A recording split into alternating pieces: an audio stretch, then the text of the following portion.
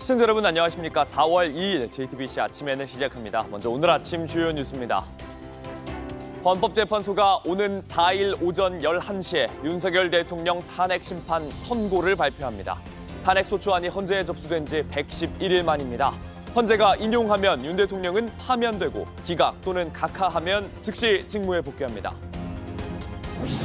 경찰이 대통령 탄핵 심판 선고일인 4일 당일 헌법재판소 인근 100m를 진공 상태로 만듭니다. 경찰은 미리 헌재 인근 북촌로의 차량 통제를 시작했고 헌재 앞 농성 천막에도 자진 철거를 통보했습니다. 기초단체장 5명과 부산시 교육감 등을 선출하는 재보궐 투표가 일제히 시작됐습니다. 이번 선거는 대통령 탄핵 심판 선고 이틀 앞두고 진행되는 만큼 민심의 바로미터 역할을 할 걸로 보입니다. 전국 40개 의과대학의 등록이 마감되면서 정부가 전국 의대생의 97%가 학교로 돌아갔다고 발표했습니다. 정부는 의대 교육 정상화가 시작됐다고 판단하고 조만간 내년도 모집 인원을 발표하기로 했습니다. 4월 4일 오전 11시에 윤석열 대통령 탄핵 심판 사건의 선고일이 마침내 잡혔습니다. 탄핵소추안이 통과된 지 111일 만, 12.3 비상계엄, 그날 밤으로부턴 122일 만입니다. 여도현 기자입니다. 헌법재판소는 재판관 평의를 열어 윤석열 대통령의 탄핵 심판 선고 일정을 확정했습니다. 금요일인 오는 4일 오전 11시 헌재 대심판정에서 선고할 예정입니다. 지난해 12월 14일 국회에서 윤 대통령의 탄핵소추안이 통과된 지 111일 만입니다. 지난 2월 25일 최종 변론을 기준으로 하면 38일 만입니다. 대통령 탄핵 심판 사건 중에 가장 오랫동안 심리한 사례입니다. 헌재의 선고가 늦어져 국가 혼란이 계속되고 있다는 지적이 점점 커지는 상황에서 선고 일정이 공지된 겁니다. 윤 대통령의 탄핵 여부를 가를 쟁점은 국회 봉쇄와 비상계엄의 적법성, 포고령 1호와 선관위 장악 시도, 그리고 법관 체포 시도까지 크게 5가지입니다. 헌재는 핵심 쟁점들을 판단하기 위해 모두 11차례 변론 기일을 열고 16명의 증인을 불렀습니다. 윤 대통령도 현직 대통령으로는 처음으로 탄핵 심판정에 출석해 직접 변론했습니다. 헌재가 탄핵을 인용하면 윤 대통령은 그 즉시 파면돼 전직 대통령 신분이 됩니다. 반대로 기각하면 곧바로 업무에 복귀합니다. JTBC 여도현입니다. 헌법재판소는 윤 대통령 탄핵 심판 선고를 실시간 생중계합니다. 문영배 헌재소장 권한대행이 어떤 문장으로 시작하는지에 따라 결과를 예측해 볼 수 있습니다. 전례를 따른다면 주문부터 선고할 경우 의견이 갈린 거지만 만장일치라면 결정문의 이유를 읽고 마지막에 주문을 말하게 됩니다. 박현주 기자입니다. 2017년 3월 10일 박근혜 전 대통령의 탄핵 심판 선고가 진행된 헌법재판소 대심판정 안입니다. 그때도 오전 11시 선고였습니다. 선고 시각이 가까워지면서 자리엔 방청객으로 가득 찼습니다. 내외신 기자 80명과 인터넷 추첨으로 뽑힌 일반 방청객 24명도 참석했습니다. 11시 정각이 되자 재판관 8명이 차례로 입장합니다. 지금부터 2016 헌나 1 대통령 탄핵 사건에 대한 선고를 시작하겠습니다. 선고 시작 선언과 함께 주문을 읽기까지 걸린 시간은 총 21분. 이에 재판관 전원의 일치된 의견으로 주문을 선고합니다. 주문, 피청구인 대통령 박근혜를 파면한다. 2004년 노무현 전 대통령 탄핵 심판 당시엔 주문이 나오기까지 25분이 걸렸습니다. 윤석열 대통령 탄핵 심판도 마찬가지로 선고까지 20분 안팎의 시간이 걸릴 것으로 예상됩니다. 선고는 문영배 헌재소장 권한대행이 2024 헌납 8 윤석열 대통령 사건의 선고기일을 진행한다고 말하면서 시작합니다. 이후 각하 여부를 먼저 판단한 다음 탄핵 사유와 중대성에 대한 판단이 담긴 결정문을 읽을 것으로 보입니다. 전원일치 의견이면 주문은 문권한 대행이 마지막에 읽을 가능성이 큽니다. 박 전 대통령 탄핵 심판 때에는 전원일치 의견으로 이정미 권한대행이 주문을 마지막에 낭독했습니다. 반대로 소소 의견이 나올 경우 문권한 대행이 주문을 먼저 읽은 뒤 소소 의견을 낸 재판관이 각자 이유를 읽을 것으로 보입니다. 윤 대통령의 탄핵 심판은 생중계됩니다. 지금까지 헌재는 박 전 대통령 탄핵 심판, 통합진보당 해산 결정, 수도 이전 사건 등 국가적으로 매우 중요한 사안에 대해 생중계 결정을 내렸습니다. JTBC 박현주입니다. 윤석열 대통령 탄핵 심판 선고일이 정해지자 여야는 막판 여론전에 주력하고 있습니다. 국민의힘에선 대통령의 복귀를 확신한다는 목소리가 큰 반면 민주당은 재판관 만장일치로 파면돼야 한다고 강조했습니다. 이재승 기자입니다. 헌법재판소의 조속한 심판을 촉구하던 국민의힘은 환영의 뜻과 함께 결과 승복 메시지를 내놨습니다. 국민의힘은 헌재의 판결에 승복할 것입니다. 탄핵 소추안이 기각될 것이라는 기대감도 내비쳤습니다. 이 헌법적인 불안정 상태를 해소할 수 있게 돼서 굉장히 다행으로. 글쎄요, 거기에 대해서는 저희들은 당연히 기각을 희망을 합니다만은. 윤석열 대통령 측 대리인단 중 한 명인 석동현 변호사는 탄핵 심판이 기각돼 윤 대통령이 즉시 직무에 복귀하게 될 것이라고 자신하기도 했습니다. 반면 더불어민주당에선 윤 대통령의 파면을 확신한다는 목소리가 잇따라 나왔습니다. 그러면서 국회 비상대기와 광화문 철야 농성, 탄핵 찬성 집회 참여 등으로 투쟁 수위를 올린다는 계획입니다. 헌법재판소는 지금 이 내란 상황을 진압하고 종식할 수 있는 최고의 판결은 의심 없는 내란 속의 윤석열의 파면뿐이라는 것을 분명히 국민 앞에 고하는 바입니다.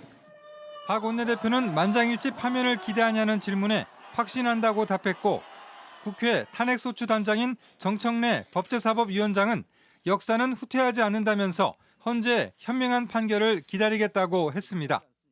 진인사 대천명에 겸허하고 숙연한 마음으로 헌법재판소에 나가겠습니다. 민주당은 윤 대통령 탄핵 심판 선고가 이틀밖에 남지 않은 관계로 한덕수 권한대행과 최상목 경제부총리에 대한 탄핵은 일단 보류하기로 했습니다. JTBC 이재승입니다. 경찰은 예고한 대로 헌법재판소 주변을 전면 통제하기 시작했습니다. 선고 당일인 4일 금요일엔 인근 지하철역과 학교, 박물관도 잠시 멈추고 상인들도 문을 닫습니다. 심가한 기자입니다. 헌법재판소 앞이 텅 비었습니다. 선고 당일 헌법재판소 주변을 전면 통제하는 진공상태 조치에 따른 겁니다. 바로 앞 도로뿐 아니라 일대 집회구역도 모두 차벽으로 둘러싸였고 인근 건물 옥상 출입은 막혔습니다. 헌재 앞으론 재판 관계자나 취재진 신분이 확인돼야만 드나들 수 있습니다. 여기 없으면 못 들어가신다니까요? 그냥은 안 돼요. 헌법재판소 앞 도로입니다. 보시면 제 양옆으로 차벽이 길게 늘어서 있는데요. 양쪽 길끝도 마찬가지로 막혀 있습니다. 저희 취재진도 여기까지 오는데 4번의 검문을 거쳐야 했습니다. 하지만 국민의힘 의원들과 일부 지지자들이 머무는 헌재 정문 옆 천막 등은 여전히 자리를 지키고 있습니다. 경찰 관계자는 헌재 앞 진공 상태 마무리 작업에 들어갔다며 선거일 전까지 정문 앞 천막은 어떻게든 철거할 것이라고 했습니다. 서울 지하철 3호선 안국역 출구 3곳도 차례로 폐쇄됐습니다. 종로 일대에 위치한 경복궁과 창덕궁, 덕수궁은 선고 당일 문을 닫고 헌재 뒤편에 있는 서울공예박물관도 휴관하기로 했습니다. 주변 상인들도 선고 당일 문을 닫을 예정입니다. 지금도 손님이 가면 집회가 격화될 것을 대비해 헌재 인근 11개 학교뿐 아니라 윤 대통령이 머물고 있는 관저 인근 초등학교도 휴교를 결정했습니다. JTBC 신가은입니다. 온라인에서 화제가 된 뉴스, 화제가 될 뉴스를 골라 전해드립니다. 아침엔 소셜픽입니다. 윤 대통령 탄핵 심판 선고일이 이틀 앞으로 다가왔습니다. 오늘 새벽부터 헌법재판소 인근에는 선고를 기다리며 밤을 새우는 사람들로 가득 찼습니다. 안국역 6번 출구 앞을 비추는 카메라가 도로 위에 모여있는 사람들을 비춥니다.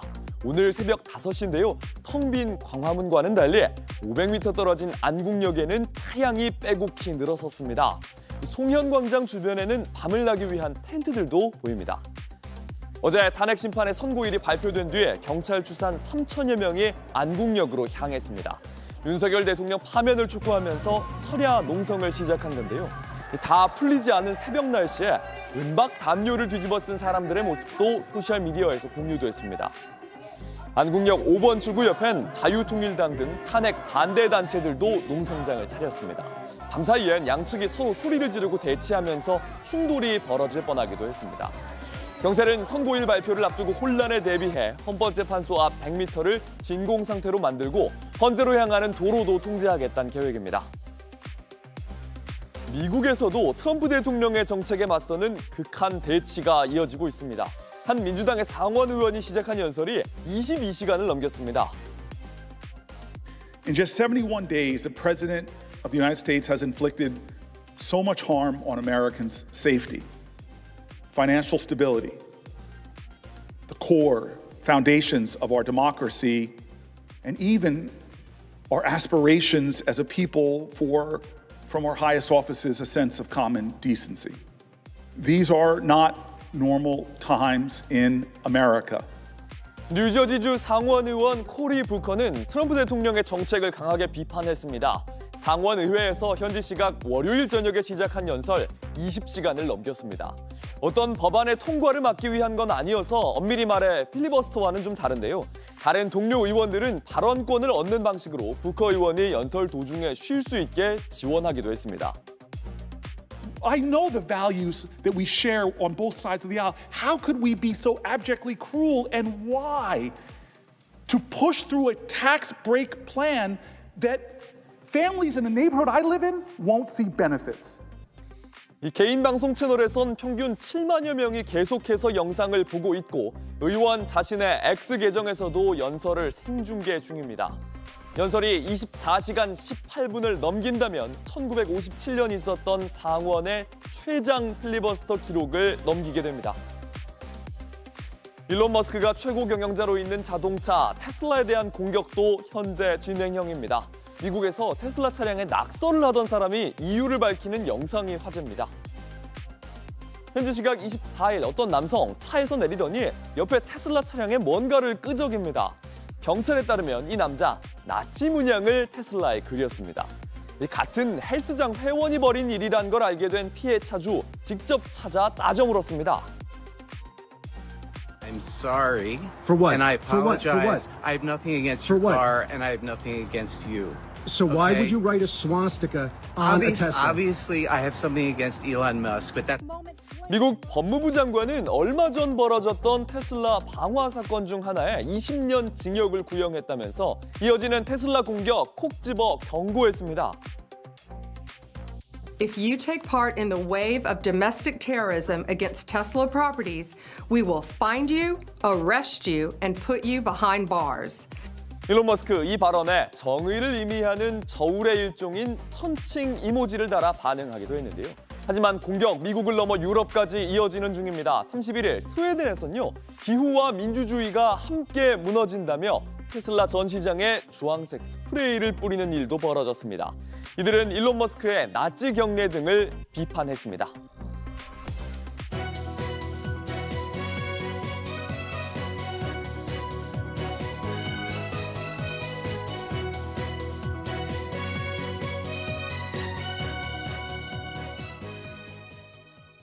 오늘 5곳의 기초자치단체장과 부산시 교육감 등을 뽑는 4.2 재보궐선거가 치러집니다. 전국 단위 선거인데도 다소 조용한 분위기지만 이번 선거 결과가 탄핵 정국의 민심을 가늠할 바로미터가 될 수도 있습니다. 취재기자를 연결해 보겠습니다. 이자연 기자, 사전투표는 이미 끝났고 오늘 본투표가 진행되는 거죠? 네, 그렇습니다. 투표는 조금 전인 오전 6시에 시작이 됐습니다. 오늘 재보궐선거가 치러지는 곳은 전국에서 모두 23곳인데요. 부산시 교육감과 경남 거제시장, 충남 아산시장, 서울 구로구청장, 전남 담양군수 등을 새로 뽑습니다. 앞서 지난달 28일부터 29일까지 이틀간 진행된 사전투표는 투표율 7.94%를 기록하며 마무리됐는데 8.98%를 기록했던 지난해 10월 재보선보다 낮은 수치입니다. 투표는 오늘 저녁 8시까지 전국 투표소 1,468곳에서 진행이 됩니다. 탄핵 심판 선고를 이틀 앞둔 선거여서 중요한데 어떤 의미가 있습니까? 탄핵 정국 가운데 치러지는 유일한 선거라는 점입니다. 12.3 비상기염 이후 처음 치러지는 선거인데다 이틀 뒤인 오는 4일에는 윤석열 대통령의 탄핵 심판 선고가 예정이 돼 있습니다. 때문에 이번 재보궐선거 결과가 탄핵 정국의 민심 가늠자가 될 거란 분석이 나옵니다. 거제시장 자리를 놓고 다투는 중인 병광용 더불어민주당 후보와 박환기 국민의힘 후보는 각각 탄핵 찬성과 반대 의견을 공개적으로 밝힌 바가 있습니다. 또 서울 구로구청장 선거에서는 수도권 민심을 어느 정도 확인할 수 있을 것으로 보입니다. 네, 하지만 말한 대로 사전 투표율은 그렇게 높지 않았죠.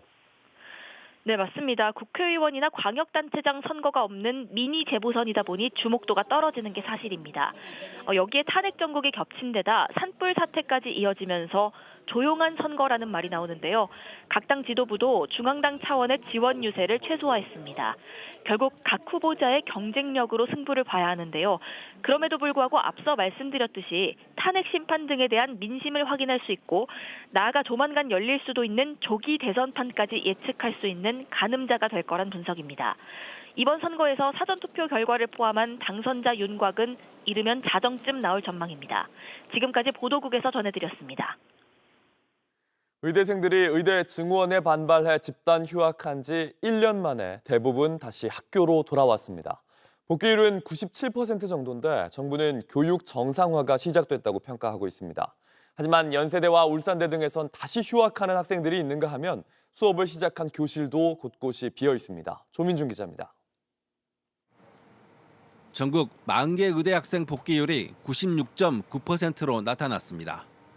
서울대와 고려대 등 35곳은 100% 완전히 복귀했고 경상국립대 등 4곳도 90%대 후반 복귀율을 기록했습니다.